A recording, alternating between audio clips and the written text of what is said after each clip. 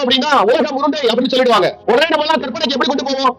ஒரு ரப்பர் பந்து போல இந்த உலகம் இருக்கும்னு நினைச்சுக்குவோம். தண்ணீர் அதனுடைய இயற்கையாகவே பள்ளத்தை நோக்கி ஓடும் என்பதுதான் யதார்த்தம். நீங்க நாகப்பட்டினம் வேளாங்கண்ணி கடற்கரையில அந்த கடல் தண்ணியை ஒட்டி நின்று இப்ப கடல் மட்டத்துக்கு மேல எவ்வளவு தூரம் இருக்கிறோம்னு நீங்க பாத்தீங்கன்னா அது பூஜ்ஜியம். பூஜ்ஜியம் இருக்கிற இடத்துல நம்ம நிக்கிறோம்.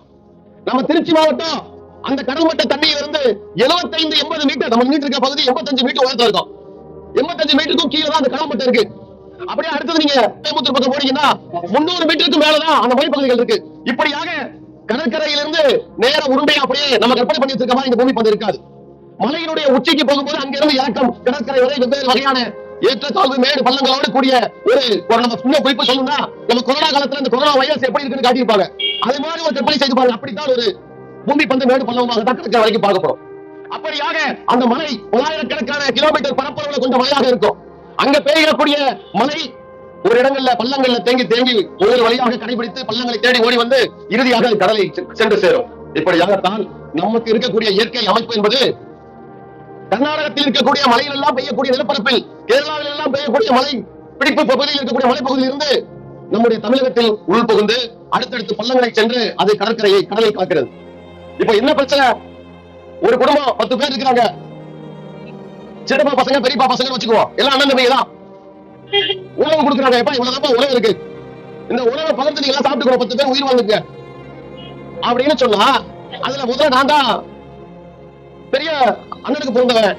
நான் வந்து இங்க இருக்கக்கூடிய உணவை நான் சாப்பிட்டுட்டு ஏதாவது மீதி இருந்தா என்னால சாப்பிட முடியலன்னா, என்னால இதுக்கு மேல உணவு போதும் போதும் சொல்றதுக்கு மீதி இருக்கு அப்படின்னா அதை நான் கொடுப்பேன் அப்படின்னு சொன்னா எவ்வளவு பெரிய ஜனநாயக விரோதமோ, எவ்வளவு பெரிய மோசமான நிலையோ.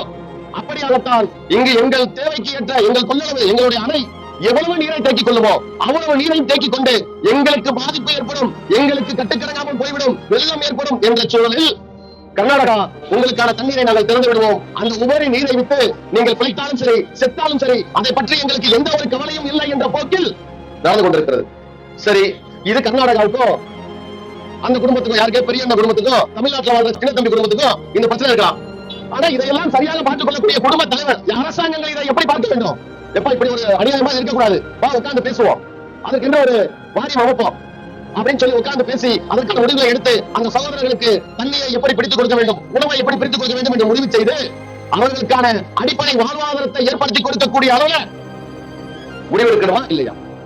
ஆனால் இந்த தண்ணீரை எப்படி பிரித்துக் கொடுக்கணும் ஒரு ஒழுங்காற்று குழுவை அரசாங்கம் அமைத்திருக்கு. அந்த ஒழுங்காற்று குழுல நம்முடைய தமிழ்நாட்டு பிரதிநிதிகள் போய் எங்களுக்கு தண்ணீர் கொடுக்க வேண்டும், குடிநீருக்கு தண்ணீர் கொடுக்க வேண்டும் என்று சொன்னாலும் கூட அந்த கோரிக்கை இப்போதைக்கு அதை ஏற்றுக்கொள்ளப்படாது, ஜூன் மாத இறுதியிலே பார்த்துக் கொள்ளலாம் என்று சொல்கிறார்கள்.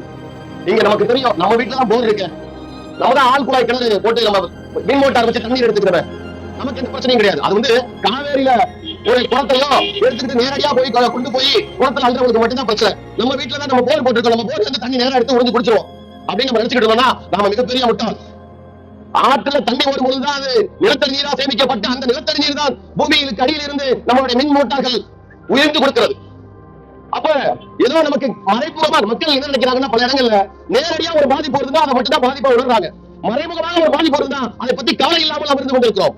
இன்னும் எதிர்காலத்தில் மோசமான நிலை ஏற்பட இருக்கிறது.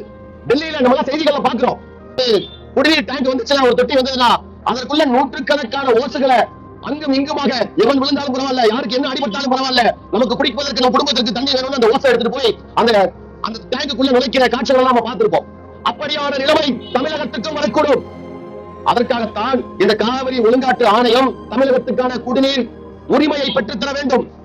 உச்சநீதிமன்றம் சொன்ன அளவிலே காவிரி நதிநீரை சரியான அளவிலே சொன்ன வடிவில் மாதம் மாதம் திறந்து விட வேண்டும். இது விவசாய பிரச்சனைகளுக்காக மட்டுமல்ல, குடிநீருக்காகவும் என்பதை மக்கள் நாம் புரிந்து கொள்ள வேண்டும்.